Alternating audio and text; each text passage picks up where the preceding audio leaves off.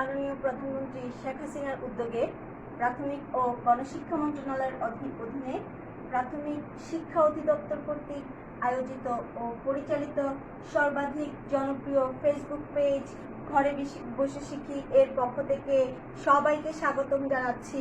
আমি শুভ্রা আল আমিন, উত্তর ফতেহাবাদ সরকারি প্রাথমিক বিদ্যালয়, হাটহাজারী, চট্টগ্রাম থেকে। সুপ্রিয় শিক্ষার্থীরা, কেমন আছো তোমরা? নিশ্চয়ই তোমরা ভালো আছো।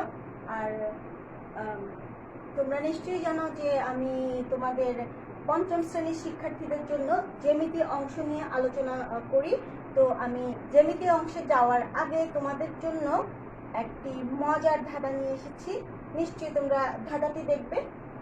ধাঁধাটির দিকে একটু দেখো, কি দেখতে পাচ্ছ? একটু ছবিটা দেখো। এটা তোমার মা মনে করো, এটা তোমার বাবা।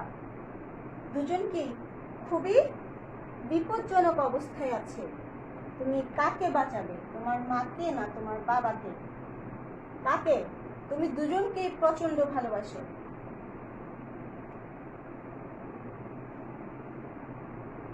তোমাকে বলতে হবে তুমি কাকে বাঁচাবে।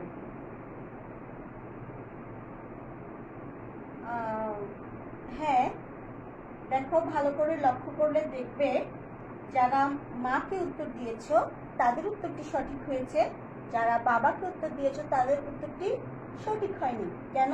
আমি তোমাদেরকে যুক্তি দিয়ে বুঝিয়ে দিচ্ছি। দেখো, মা কিন্তু সম্পূর্ণটাই রেল লাইনের উপরে আছে, যার কারণে কি এখান থেকে উনি মুভ করতে পারবেন না। আর বাবাকে দেখো, বাবা কিন্তু কিছুটা রেল লাইনের মধ্যে আর কিছুটা অবস্থান কিন্তু বাহিরে। উনি কিন্তু চাইলেই এখান থেকে সরে যেতে পারবে। অর্ধেকটা কিন্তু উনি রেল লাইনের বাইরে আছেন, একটু নাড়াচাড়া করলেই উনি রেল লাইন থেকে বের হয়ে যেতে পারবেন। সুতরাং তোমার উচিত হবে তোমার মাকে আগে সেভ করা, দেন তোমার বাবাকে। ওকে, আশা করি ধাঁধাটি তোমাদের কাছে খুবই ভালো লেগেছে। এবার আমরা পাঠে চলে যাই। আমি জ্যামিতি অংশ নিয়ে তোমাদের সাথে বেশ কয়েকটি ক্লাস ইতিমধ্যেই শেষ করেছি। আর তোমরা জানো যে আমি তোমাদের সাথে এখন 1 নং প্রশ্নের প্রস্তুতি নিয়ে আলোচনা করছিলাম। আর 1 নং প্রশ্নের প্রস্তুতি আসলে জ্যামিতি অংশ দিয়ে আলোচনা করছিলাম। 1 নং প্রশ্নের মধ্যে তোমরা বেশ কিছু জ্যামিতি প্রশ্ন পেয়ে থাকো এবং সেই প্রশ্নগুলো যাতে তোমরা পরীক্ষায় সঠিকভাবে উত্তর দিতে পারো, আমি সেজন্য এই জ্যামিতি অংশ নিয়ে তোমাদের সাথে আলোচনা করব।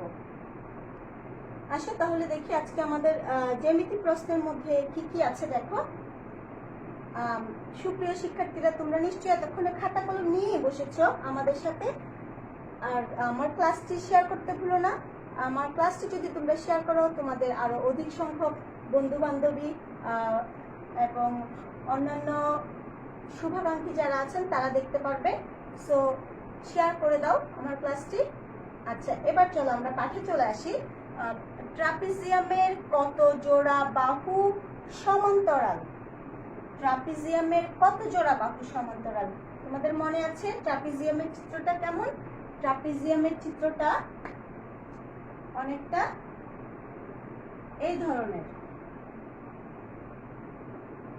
কত জোড়া বাহু সমান্তরাল? তাহলে এটা আর এটা কি সমান্তরাল? তাহলে 1 জোড়া বাহু, 2টা বাহু মানে 1 জোড়া বাহু সমান্তরাল। ট্রাপিজিয়ামে 1 জোড়া বাহু সমান্তরাল। তোমরা লিখে নাও, উত্তর হবে 1 জোড়া বাহু। আমিও লিখছি তোমাদের সাথে। 1 জোড়া বাহু, 1 জোড়া বাহু সমান্তরাল। ওকে, এরপর আমরা পরের প্রশ্নে চলে যাই। দেখো, আমাদের দ্বিতীয় প্রশ্নটা হচ্ছে বৃত্তের বৃহত্তম জ্যাকে কি বলে? আমি এখানে দেখো একটা বৃত্ত আঁকছি, আনুমানিক বৃত্ত, নাম এঁকে আঁকছি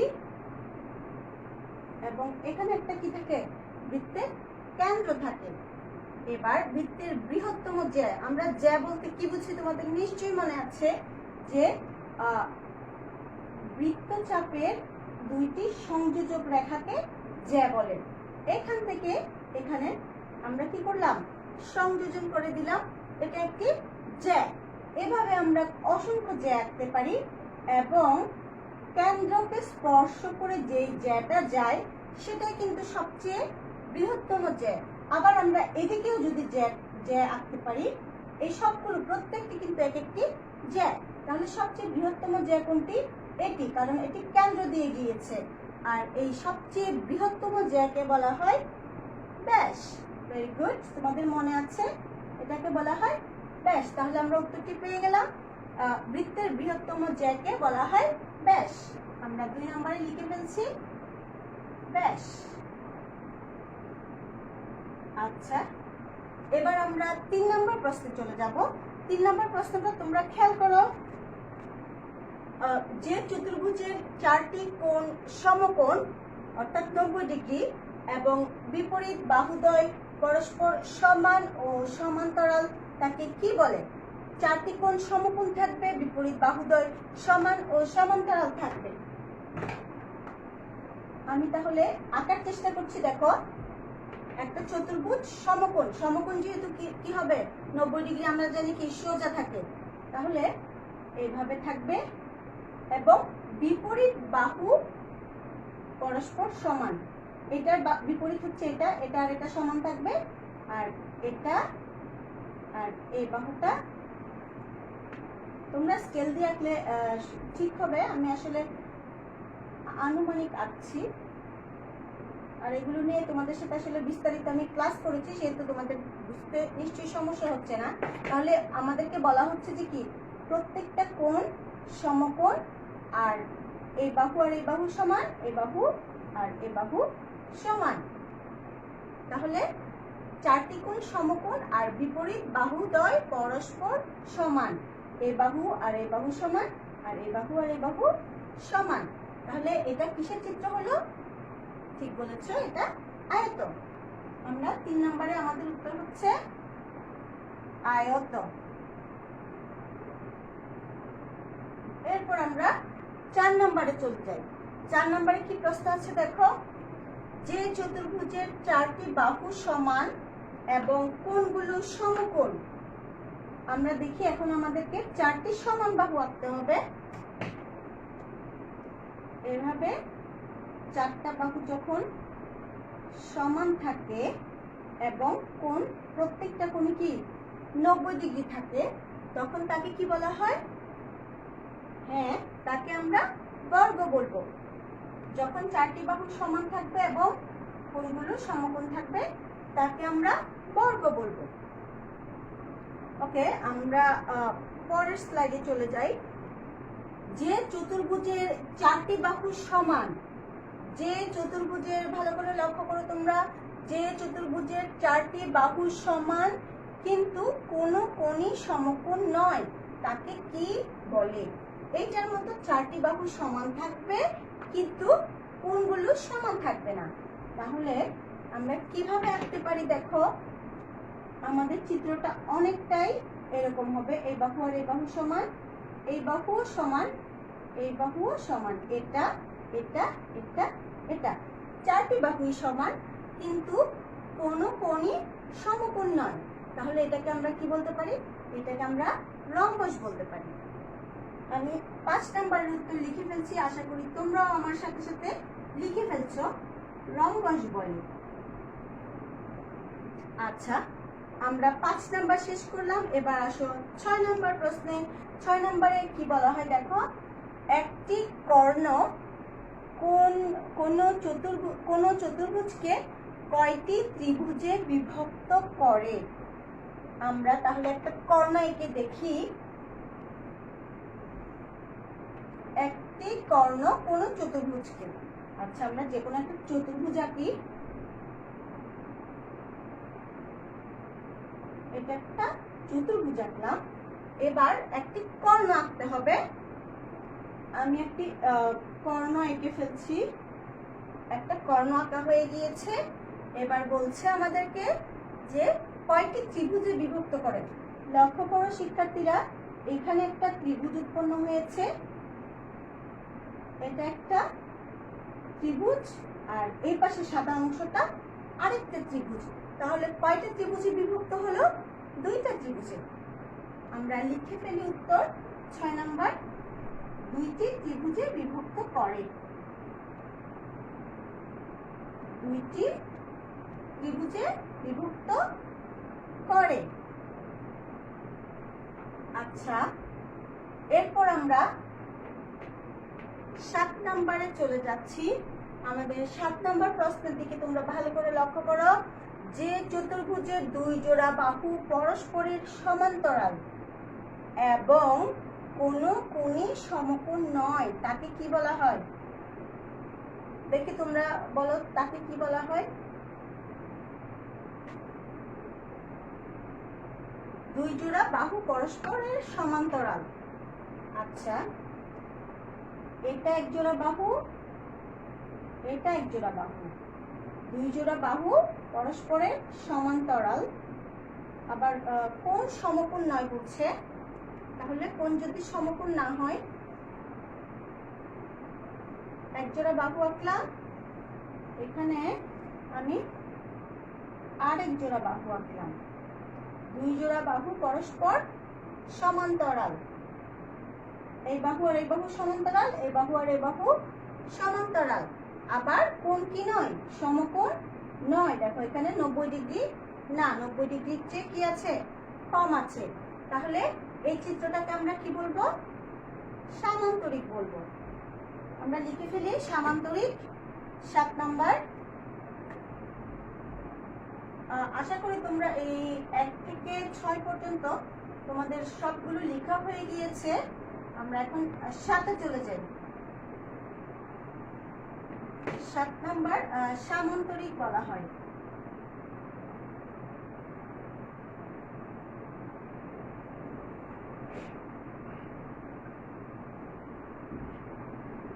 এরপর 8 নাম্বার কি বলা হয়েছে দেখো, বর্গের কর্ণদ্বয় পরস্পরের মধ্যবিন্দুতে কত ডিগ্রি কোণ উৎপন্ন করে?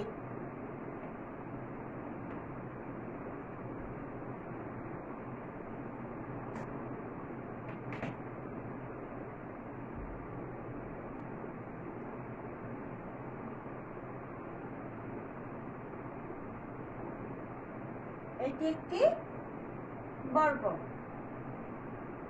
বর্গের কর্ণদ্বয়।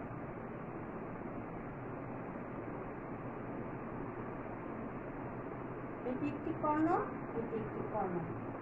তাহলে এর মধ্যবিন্দুতে কত ডিগ্রি কোণ উৎপন্ন হয়েছে তোমরা দেখো। এখানে মধ্যবিন্দুতে 90 ডিগ্রি কোণ উৎপন্ন হয়েছে। 90 ডিগ্রি বা এক সমকোণ উৎপন্ন হয়েছে। তাহলে আমরা লিখে ফেলি এক সমকোণ বা 90 ডিগ্রি।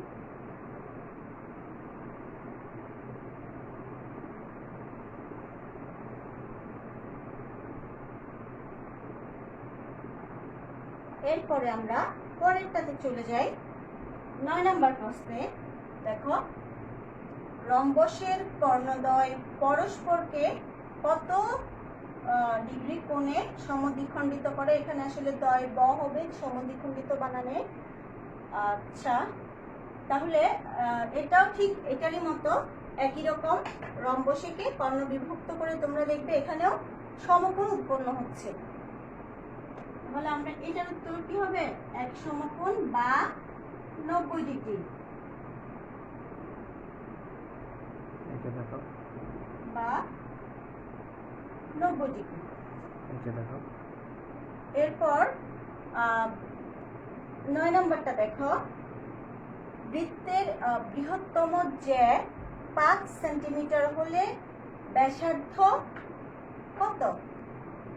আচ্ছা, আমরা আবার বৃত্ত আঁকলাম। বৃত্তের বৃহত্তম জ্যা আমরা জানি কেন্দ্রকে স্পর্শ করে যে জ্যাটা যায় সেটাই হচ্ছে বৃত্তের বৃহত্তম জ্যা। তাহলে এই বৃত্তের বৃহত্তম জ্যা যদি সম্পূর্ণটা 5 সেন্টিমিটার হয়, এবার বলেছে ব্যাসার্ধ কত? আমরা জানি কি বৃত্তের বৃহত্তম জ্যাকে বলা হয় ব্যাস, আর ব্যাসের অর্ধেক অংশকে বলা হয় ব্যাসার্ধ। তাহলে ব্যাস যদি 5 সেন্টিমিটার হয়, এখানে ব্যাসার্ধ কত সেন্টিমিটার হবে? 5-এর অর্ধেক কত? 2.5 সেন্টিমিটার। 2.5 সেন্টিমিটার। আমরা লিখে ফেলি উত্তরটা, 2.5 সেন্টিমিটার। আশা করি তোমরাও লিখে ফেলতেছো খাতায় সাথে সাথে। ওকে, এরপরে 11 নম্বরে আসো। একটি নির্দিষ্ট বিন্দু থেকে সমান দূরত্বে বক্ররেখা দ্বারা আবদ্ধ গোলাকৃতিকে কি বলা হয়? একটি নির্দিষ্ট বিন্দু থেকে, একটা নির্দিষ্ট বিন্দু দিলাম, এরপর বললো সমান দূরত্বে, অর্থাৎ চারিদিকে এখান থেকে দূরত্ব যদি এদিকেও এতটুকু হয়, এদিকেও সেম, এদিকেও সেম, এভাবে সমান দূরত্ব রেখে একটা আবদ্ধ বক্ররেখা, একে কি বলা হয়? আবদ্ধ গোল আকৃতিকে কি বলা হয়? তোমরা নিশ্চয়ই জানো, এটা বৃত্ত বলা হয়। তাহলে আমরা আমাদের উত্তরের এখানে 11 নম্বর লিখতে পারি, বৃত্ত বলা হয়। বৃত্ত, ঠিক আছে। আমরা আমাদের প্রায় শেষের দিকে চলে এসেছি।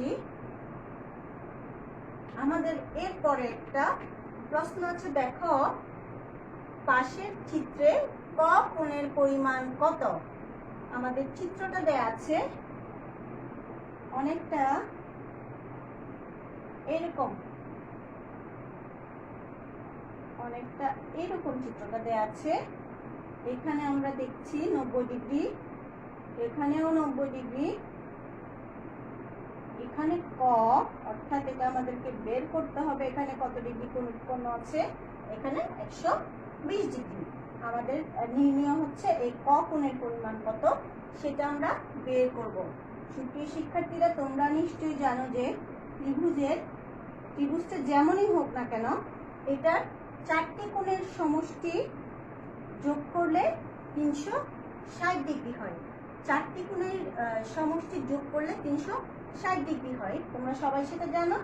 আর এখন আমাদেরকে যদি 3টা দেয়া থাকে, তাহলে আমরা কি করতে পারি? দেখো 360 ডিগ্রি থেকে আমরা যদি বাকি যে 3টা কোণ আছে, 90 যোগ 90 যোগ 120 ডিগ্রি, আমরা যদি 4টা থেকে 3টা কোণ বাদ দিয়ে দিই, তাহলে আমরা আরেকটা কোণের পরিমাণ পেয়ে যাব।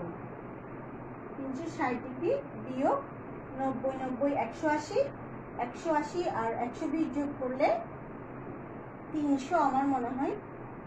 আর নির্ণীয় কোণ কখন কত ডিগ্রি? তাহলে 60 ডিগ্রি।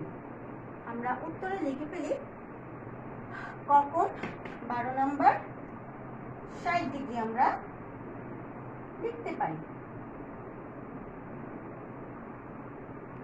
ওকে, আমার মনে হয় তোমাদের এতটুকু পর্যন্ত ক্লিয়ার, এবং এর মধ্যে কোনো সমস্যা নেই। যদি এর আলোচনা যে প্রশ্নগুলো করেছি আমি, এর মধ্যে যদি তোমাদের কোনো সমস্যা থাকে, তোমরা কমেন্ট বক্সে আমাকে প্রশ্ন করলে আমি তোমাদের উত্তর দিয়ে দিব। আর এছাড়াও তোমরা আমার মেসেঞ্জারে তো অবশ্যই নক করতেই পারো, যেহেতু তোমাদেরকে আমি প্রতি ক্লাসেই মেসেঞ্জার আইডি দিই। আচ্ছা, এরপর আমাদের আরও কিছু প্রশ্ন রয়ে গিয়েছে। আমি মনে করেছিলাম 12টা প্রশ্ন রেডি করেছি, আসলে 15টা রেডি করেছি। ঠিক আছে, লেটস স্টার্ট। বেশি কঠিন না, এগুলো সহজ আছে।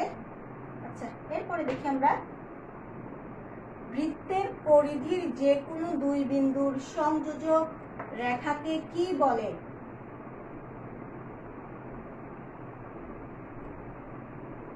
আমরা জানি এটি একটি বৃত্ত, এবং বৃত্তের পরিধি, এই সম্পূর্ণ যে গোল অংশটা আছে এটাকে আমরা পরিধি বলবো। আর এখানে বলা হয়েছে পরিধির যে কোনো দুই বিন্দুর সংযোজক রেখা। এখানে একটা বিন্দু নিলাম, এখানে একটা বিন্দু নিলাম, এটার এই সংযোজক রেখাকে আমরা কি বলবো? একটু আগেও আমাদের আলোচনায় এসেছিল, এই সংযোজক রেখাকে আমরা জ্যা বলবো। তাহলে আমরা 13 নম্বরের প্রশ্নের উত্তর আমরা লিখতে পারি যে। এরপর চলে আসো 14 নম্বর প্রশ্নে, বৃত্তের বৃহত্তম যে 6 সেন্টিমিটার হলে ব্যাস কত? এটা কিন্তু অনেকটা ধাঁধা প্রশ্নের মতোই, একটু ভালো করে লক্ষ্য করো। প্রশ্ন ভুল আছে মনে হচ্ছে না? বৃত্তের বৃহত্তম যে 6 সেন্টিমিটার হলে ব্যাস কত? বৃত্তের বৃহত্তম যে কোনটা?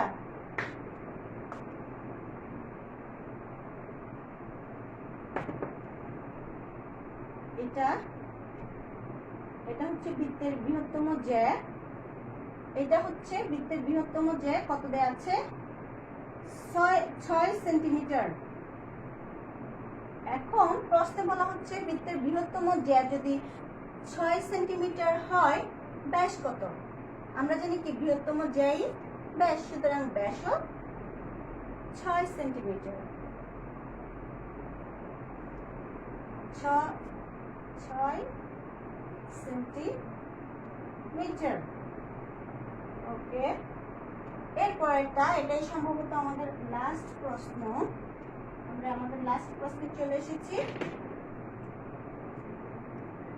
এরপর 15 নম্বর দেখো, বৃত্তের পরিধির উপর যে কোনো দুইটি বিন্দুর মধ্যবর্তী অংশকে কি বলে? আগেরটাতে ছিল সংযোজক একটা রেখা, এবার কিন্তু সংযোজক রেখার কথা বলেনি, আমাদেরকে বলা হয়েছে বৃত্তের এই পরিধির উপর কি যে কোনো দুইটি বিন্দুর মধ্যবর্তী অংশ। মনে করো আমি এখানে একটা বিন্দু নিলাম, এখানে একটা বিন্দু নিলাম, এই মধ্যবর্তী অংশটাকে কি বলা হয়? এই মধ্যবর্তী অংশটাকে বলা হয় বৃত্তচাপ। একটা বৃত্তের অনেকগুলো বৃত্তচাপ থাকতে পারে। তাহলে 15 নম্বর প্রশ্নের উত্তর হবে বৃত্তচাপ।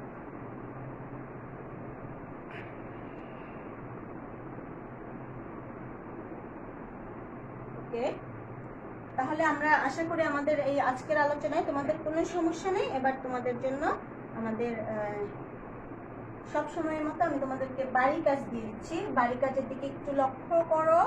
বাড়ি কাজ কি তোমাদের? 1 নম্বর প্রশ্ন, আয়তের কয়টি কোণ সমকোণ? আমি আবার করছি, 1 নম্বর প্রশ্ন, আয়তের কয়টি কোণ সমকোণ? 2 নম্বর, 4টি বাহু দ্বারা সীমাবদ্ধ আকৃতিকে কি বলে? আবার করছি, 4টি বাহু দ্বারা সীমাবদ্ধ আকৃতিকে কি বলে? 3 নম্বর, সামান্তরিক ও আয়ত উভয়ের বিপরীত বাহু সমান ও ড্যাশ অর্থাৎ খালিঘর। খালিঘরে কি হবে? তোমাদেরকে লিখতে হবে খালিঘরে কি হবে। আচ্ছা, এরপরে আরেকটা প্রশ্ন দেখো, যে যদি বৃত্তের কেন্দ্র দিয়ে যায় তবে তাকে ড্যাশ বা খালিঘর বলে। খালিঘরে তোমরা লিখবে, আমি আবার বলছি, যে যদি বৃত্তের কেন্দ্র দিয়ে যায় তবে তাকে খালিঘর বলে। এখানে উত্তর বসাবেন। 5 নাম্বার, ব্যাসার্ধ ব্যাসের কত গুণ? ব্যাসার্ধ ব্যাসের কত গুণ? 6 নাম্বার, যে বক্ররেখা দ্বারা বৃত্ত সীমাবদ্ধ তাকে কি বলে? আমি আবার করছি, যে বক্ররেখা দ্বারা বৃত্ত সীমাবদ্ধ তাকে কি বলে? বাড়ির কাজ কিভাবে পাঠাবে? বাড়ির কাজ পাঠানোর জন্য আমি তোমাদেরকে মেসেঞ্জার আইডি দিয়ে দিচ্ছি।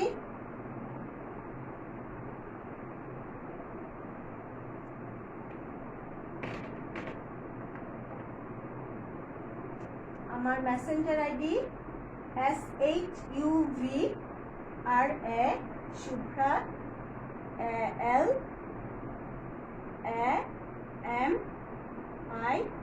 LAMIN। তোমরা তোমাদের বাড়ির কাজ পাঠাতে পারো। সুপ্রিয় শিক্ষার্থীরা, জীবন আর সময় হলো পৃথিবীর শ্রেষ্ঠ শিক্ষক। জীবন শেখায় সময়কে সঠিকভাবে ব্যবহার করতে, আর সময় শেখায় জীবনের মূল্য দিতে। মূল্যবান উক্তিটি APJ আব্দুল কালামের। মনে রাখবে, সবাই ভালো থাকবে, সুস্থ থাকবে, সামাজিক দূরত্ব বজায় রাখবে। আল্লাহ হাফেজ, ভালো থেকো সবাই।